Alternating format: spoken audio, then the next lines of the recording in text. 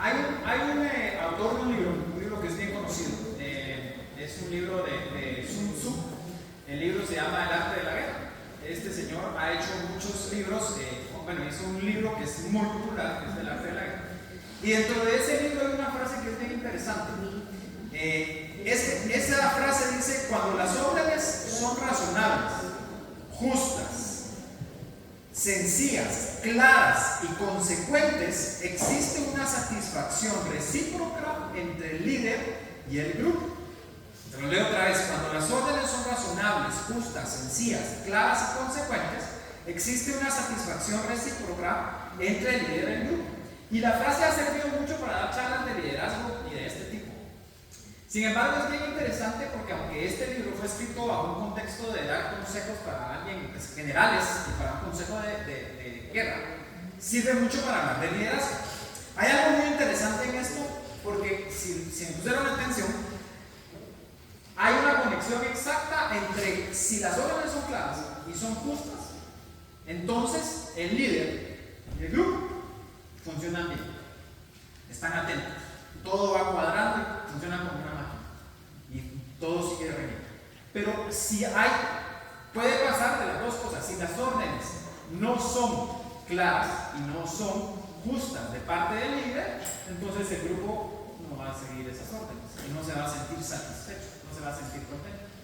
Pasa también al revés: si las órdenes son justas y son claras, pero el grupo no es disciplinado y no las sigue, entonces el líder no va a tener satisfacción, no se va a sentir contento.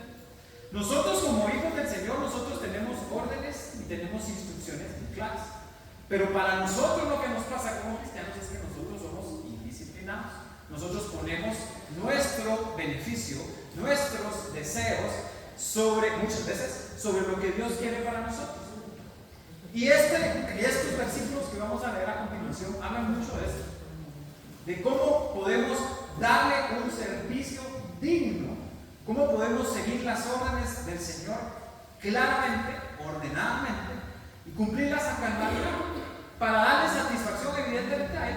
Pero eso, y ahorita lo vamos a ir leyendo, también traerá satisfacción a nosotros. Entonces ahora sí, vamos a 2 Timoteo y vamos a leer desde el 20, y ahí vamos a pasar al capítulo 3 al 9. Dice en el 20: pero en una casa grande no solamente hay utensilios de oro y de plata, sino también de madera y de barro, y unos son para usos honrosos y otros para usos viles. Así que si alguno se limpia de estas cosas, será instrumento para honra, santificado, útil al Señor y dispuesto para toda buena obra.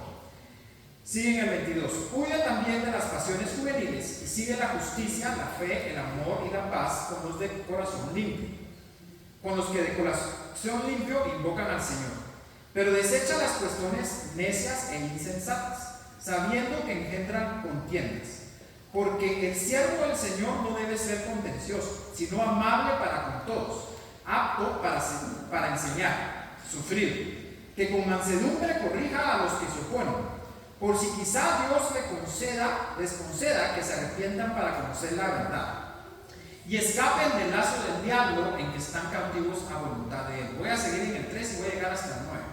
También debes saber esto, que en los postreros días vendrán tiempos peligrosos, porque habrá hombres amadores de sí mismos, avaros, vanagloriosos, soberbios, blasfemos, desobedientes a los padres, ingratos, impíos, sin afecto natural, implacables, calumniadores, intemperantes, crueles, aborrecedores de lo bueno, traidores impetuosos, infatuados, amados de los deleites más que de Dios, que tendrán apariencia de piedad, pero negarán la eficacia de ella.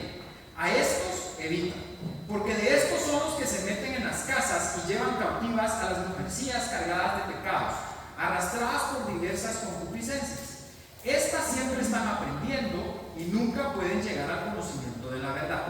Y de la manera que Janes y Jambres resistieron a Moisés, así también estos resisten a la verdad, hombres corruptos de entendimiento, réprobos en cuanto a la fe, mas no irán más adelante, porque su insensatez será manifiesta a todos, como también lo fue de aquellos. Espero dar esta meditación en por lo menos unos 45 minutos, no, yo creo que va a ser un poquito menos. Yo sé que es bastantes versículos, pero lo vamos a ir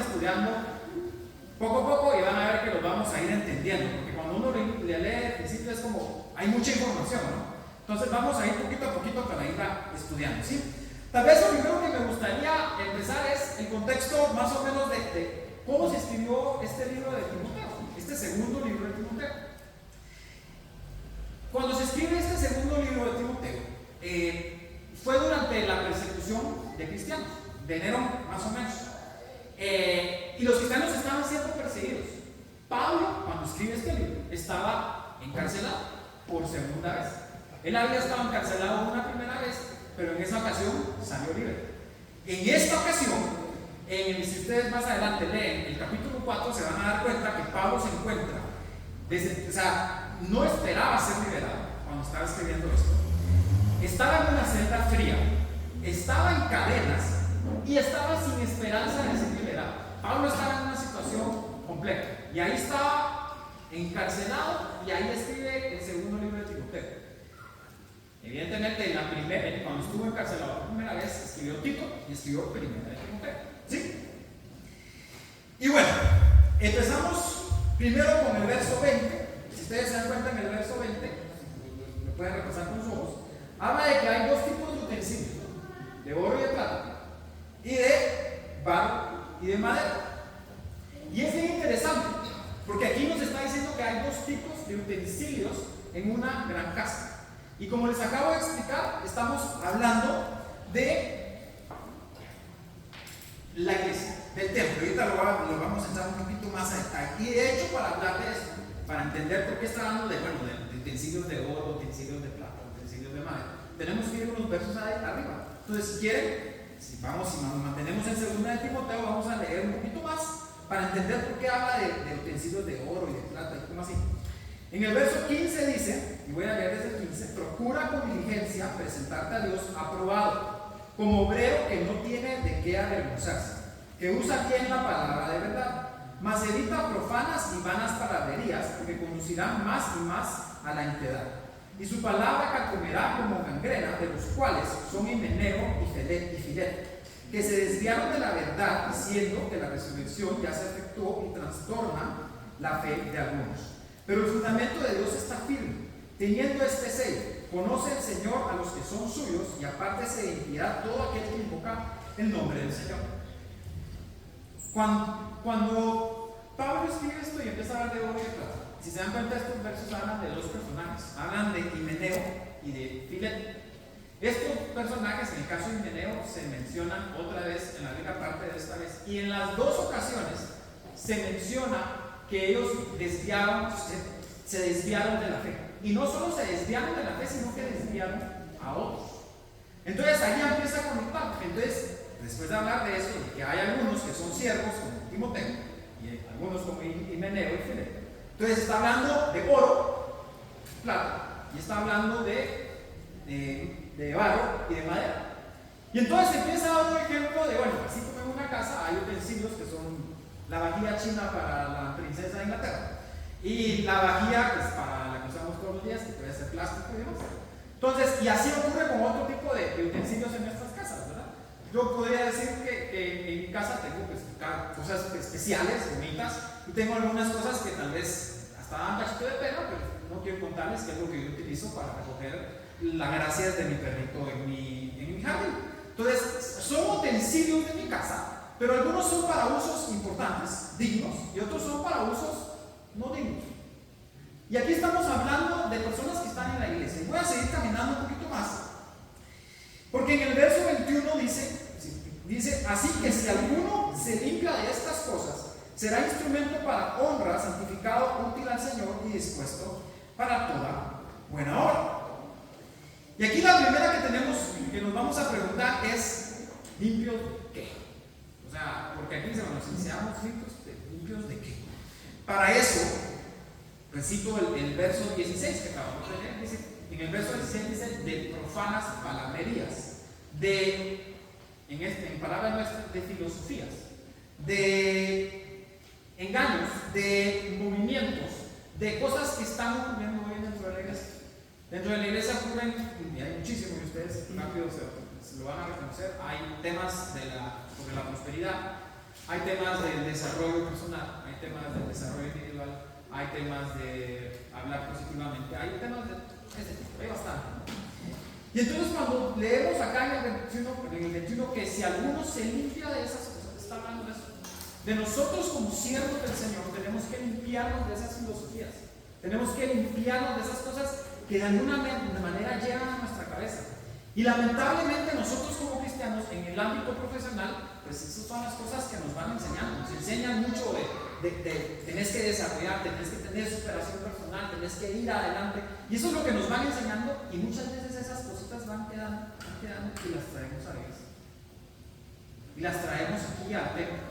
Y queremos hacer eso y es lo que nosotros entendemos es lo correcto. Y entonces empezamos a transgiversar lo que dice la palabra. Y entonces empezamos a confundirnos. Y esto es lo que dice acá. Debemos limpiarnos de estas cosas. Y en muy pocas palabras, ¿limpiarnos de qué? Tenemos que limpiarnos de cualquier cosa que disminuya, darle gloria a Dios. Cualquier cosa. Cualquier cosa que le quite gloria a Dios, de eso tenemos que limpiarnos. Pero Pablo, durante el resto del texto que vamos a ir leyendo, pues nos sigue explicando un poco mejor. Y en el verso 22 está uno de los versos que ustedes conocen muy bien, que es huye también de las pasiones juveniles. Se lo han escuchado cuando lo hemos usado para predicar para jóvenes un montón de veces. ¿Sí? Algunos estudiosos dicen que aquí Timoteo no estaba muy joven, ya no estaba de 15 años, 17 años, ya andaba por arriba de los 30. Y Pablo le escribe huye también de las pasiones juveniles, pero yo no quiero poner mucho énfasis aquí, lo que quiero poner énfasis es la palabra huye. Huye es ni siquiera contemplar el peligro, salir corriendo. Eso es huye. Huye no es, voy a luchar con esto un poco. No, eso no es huye. Aquí dice huye de las pasiones juveniles. Aleja, no pelees con eso. Eso es lo que le dice Pablo, ¿sí? Y dice, y sigue la justicia, la fe, el amor y la paz. 4 cosas importantes. Pero aquí hay algo muy interesante, porque aparte de que le dice esas 4 cosas importantes, le dice que lo haga por los que de corazón limpio invocan al Señor. Entonces, ¿qué es lo que nos hace a nosotros útiles? Es lo que vamos a revisar ahora. ¿Qué es lo que hace que nuestro servicio al Señor sea útil? Ahorita lo vamos a estudiar, pero quiero que entiendan que alguien, que aquí lo que está diciendo es que alguien que es útil en el servicio del Señor no trabaja solo. No trabaja solo. Trabaja con otros, que es lo que dice aquí. Busca, o sea, con los que de corazón limpio invocan al Señor. No trabajamos solos. Es una de las cosas importantes que tenemos que entender. Y de ahí en el verso 22 al 25 hay un gran listado de lo que esperaríamos de características de una persona que es útil en las manos del Señor. Y a mí me gustaría, si me permiten, si pueden ir, vamos a leer un poquito más de la Biblia para compensar todo lo que no leyeron durante la semana. Vamos a ir al capítulo 4, vamos al versículo 1 y 2. Y dice: te encarezco delante de Dios y del Señor Jesucristo, que juzgará a los vivos y a los muertos en su manifestación y en su reino, que prediques la palabra, que instes a tiempo y fuera de tiempo, redarguye, reprende, exhorta con toda paciencia y doctrina. Esto que acabamos de leer es un resumen de los otros versos que acabamos de leer. En muy pocas palabras, aquí dice que tenemos que tener unas características donde velemos por lo demás, que reprendamos, que exhortemos, que busquemos a esas personas que están con lucha con su pecado. Y a mí me encanta cómo lo dice, de hecho, el verso 26, si ustedes lo leen, dice, bueno, el 25 y el 26, de hecho, que con mansedumbre corrija a los que se oponen por si quizás Dios les conceda, por si quizás Dios les conceda, que se arrepientan para conocer la verdad y escapen del lazo del diablo en que están cautivados o cautivos a voluntad de él. Entonces, un siervo del Señor, un verdadero siervo del Señor, debe velar porque las personas conozcan la verdad, la atesoren y sean libres. Ese es nuestro trabajo, hermano. Nuestro trabajo es que las personas conozcan la verdad, que conozcan lo que Cristo Jesús hizo por ellos, que conozcan toda esa verdad, la verdad que está en la palabra del Señor. Esto es nuestro trabajo. Tiene que haber un deseo en nuestro corazón por eso. Y que cuando ellos la conozcan, que les enseñemos a atesorarla, que la valoren, que encuentren pasión y que entiendan, así es increíble lo que el Señor hizo por mí. Y entonces que ellos sean libres, que el Señor les conceda esa libertad. Y entonces aquí hemos pasado por un listado de cosas que a nosotros nos está diciendo cómo podemos entregar un servicio útil al Señor. Pero Pablo no se queda ahí. Pablo también nos da una descripción bien completa de qué nos hace, se va a ir duro, inútiles. O sea, ¿qué nos hace inútiles?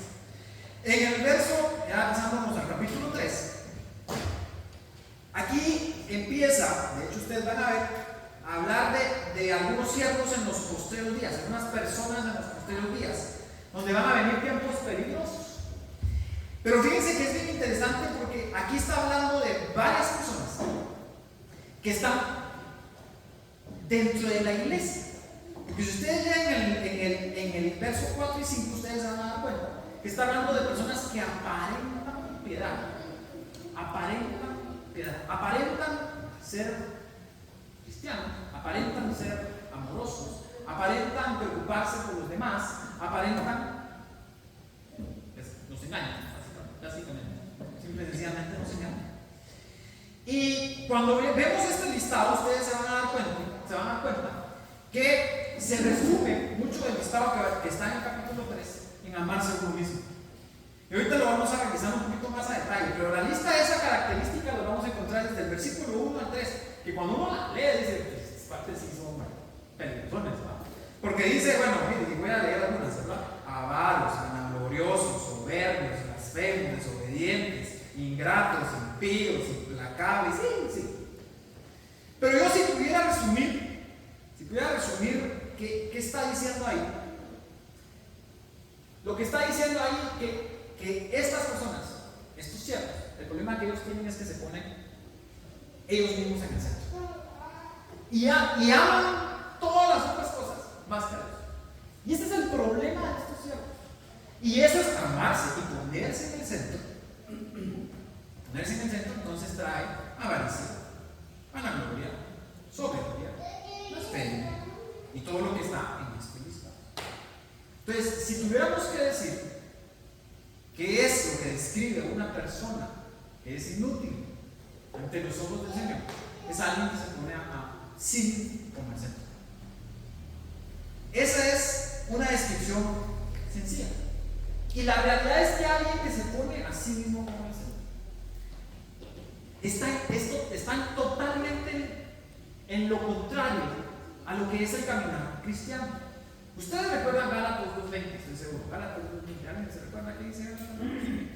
Con Cristo estoy completamente crucificado. ¿Más quién vive? ¿Digo yo? ¿No?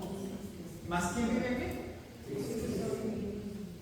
Eso es totalmente lo contrario a estar centrado en uno mismo, a ponerse uno en el centro. Y de ahí llegan unos versos que son bien interesantes. Empiezan en el 6, de hecho. Y ustedes dicen que de hecho ustedes lo vieron, porque de estos son los que se meten en las casas y llevan cautivas a las mujercillas cargadas de pecados, arrastradas por diversas concupiscencias. Uno dice, ¿cómo así que mujercillas? Miren, la verdad es que lo que estamos leyendo aquí es que estas personas son engañadoras. Y son engañadoras porque no se meten individualmente con alguien, se meten con las personas, en los hogares. Ahí es donde se meten estos engañadores y nos engañan. Porque es bien fácil engañar a alguien cuando te empiezan con la retórica y con decirte, mira, pensá en vos mismo, desarrollate. Mano, vos sos la persona, nadie puede hacer más que lo que vos digas que puedes hacer. Y entonces te empiezan a meter poquito a poquito. Y hay otra descripción, de hecho, siempre más adelante, en el capítulo 4, 3 y 4, hay una que me gusta más, que es más bien chiquita, de Timoteo, donde Pablo se lo está diciendo a Timoteo, que le dice en el capítulo 4, verso 3, ayúdenme ahí si quieren ir otra vez, hay que compensar todos esos días que no leímos. Dice, porque vendrá tiempo cuando no sufrirán la sana doctrina, sino que teniendo comezón de ir, se amontonarán maestros conforme a sus propias concupiscencias y apartarán de la verdad el oído y se volverán a las fábulas. Cuando está hablando de las mujercillas, no está hablando de mujercillas, está hablando de todas las demás personas. Y está hablando de este tipo de personas que no van a sufrir la sana doctrina, sino que van a tener comezón de oído.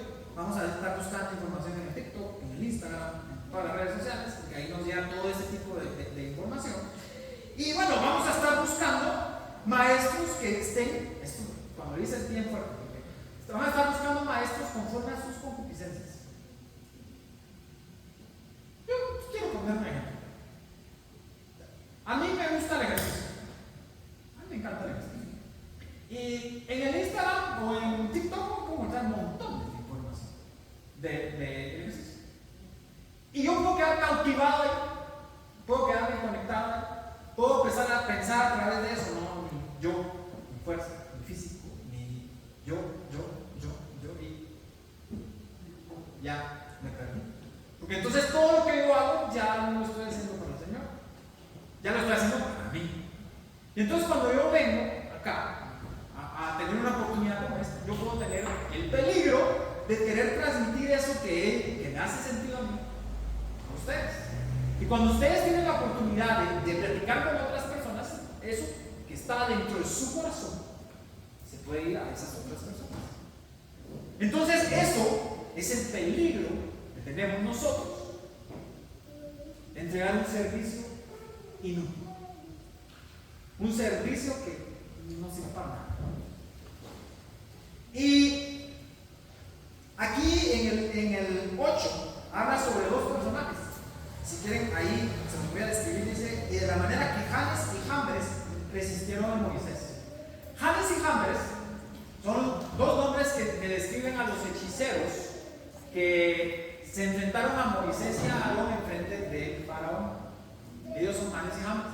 Ustedes se recuerdan que Moisés pues, lanza una vara pues, en obediencia al Señor, y esa vara se convierte, ¿qué se convierte en esa cosa?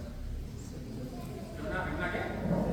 En una serpiente. Y estos hechiceros pues, hacen lo mismo. Le hacen el mismo tipo de milagros. Ustedes saben que después la serpiente se comió a las otras serpientes.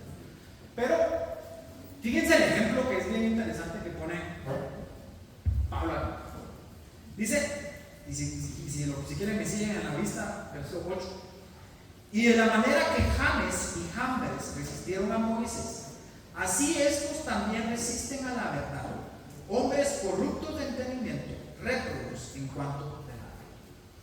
Hoy en día hay muchos que resisten la verdad, que prefieren no seguir la verdad, y hacen cosas. Hay muchos líderes, hermanos cristianos, hay muchas iglesias como acá, donde hay personas que hacen maravillas y uno cree, se cierra por el Señor, y pues son como Janes y Jambres, solo nos están apartando y realmente no son ciertos. Y ese es el peligro. O sea, aquí nos está diciendo que existen, y nos ha hablado un montón desde el verso 3 de personas así, montones. Y entonces nosotros no podemos irnos por lo que hacen milagros, maravillas, cosas de ese tipo, porque aquí podemos ver que no necesariamente es un ejemplo de que ellos son verdaderos siervos del Señor y están haciendo un servicio digno al Señor. Y bueno, si yo tuviera que resumir qué es lo que nos hace inútiles, lo que nos hace inútiles es el rechazo de la verdad, el rechazo de que Cristo, de que Jesucristo es suficiente para nosotros, que nos trae alegría, que nos trae desarrollo, que nos trae éxito profesional, que nos trae éxito personal. Eso es lo que nos hace inútiles cuando dejamos de reconocer que el Señor es suficiente para nosotros, que Jesús es suficiente, que la verdad es suficiente. Cuando empezamos a rechazar la verdad, entonces empezamos a entregar un servicio inútil. No sirve para nada. No sirve para nada. Pero hay un verso que es bien interesante y quiero que vayamos al 9. En el 9 dice: mas no irán más adelante porque su insensatez será manifiesta a todos, que también lo fue la de aquellos. Y allí, sigan en el texto, quiero que leamos también siempre en el capítulo 4, versos 6 y 8, esto lo han leído ustedes varias veces. Porque ahí es Pablo diciendo unos versos que ustedes lo conocen muy bien. En el verso 6 dice: porque yo ya estoy para ser sacrificado y el tiempo de mi partida está cercano. Y entonces dice: he peleado la buena batalla, he acabado la carrera, he guardado la fe. Por lo demás me está guardada la corona de justicia, la cual me dará el Señor, juez justo, en aquel día, y no solo a mí, sino también a todos los que aman su venida. Y entonces es bien interesante porque aquí Pablo conecta una cosa con la otra. En el verso 6, en el verso 7 habla de que ha terminado la carrera. ¿Qué es lo que dice? He terminado la carrera. Y unos versos antes dice que los otros se van a quedar atrás. Significa que estos grandes líderes que nos hablan de desarrollo, que nos hablan de prosperidad, que nos hablan de éxito en el mundo, algunas veces van a ir adelante y van a aparentar grandes cosas porque van a tener popularidad. Van a tener popularidad y van a amasar gente y van a parecer ir adelante. Pero sorpresa, al final van a quedar atrás. Y miren cómo lo dice Pablo: yo llegué a la meta. Yo voy a llegar y voy a conseguir esa corona de justicia la cual me dará el Señor. ¿Y los demás qué van a pasar? Se van a quedar atrás. Y aquí es bien interesante porque esto no es fácil de seguir cuando entendemos que dentro de la iglesia van a haber personas que aparentaron un gran servicio al Señor y se conecta re bien con lo que Cristo Jesús dice en el Mateo 7, 21 y 23, que ustedes recordarán que dice que no todo el que dice es Señor. Ellos no se van a quedar atrás.